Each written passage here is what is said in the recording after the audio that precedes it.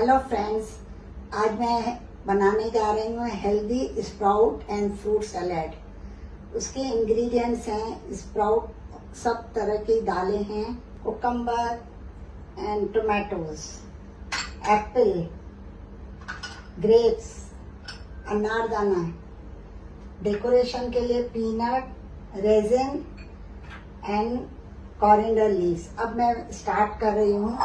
पहले मैं स्प्राउट डालूंगी, इसमें मैं कुकम्बर और टमाटर डाल रही हूँ, और ये मैं पिंक सॉल्ट डाल रही हूँ, एप्पल,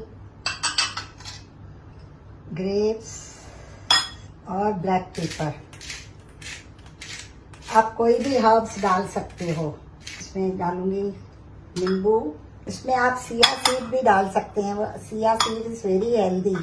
पीनट लास्ट में डालना है तो थोड़ा क्रंची लगेंगे, और रेजिन्स, कोरिएंडर लीव्स।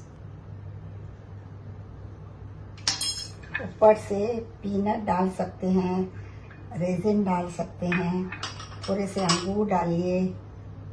ये रहा मेरा healthy sprout and fruit salad.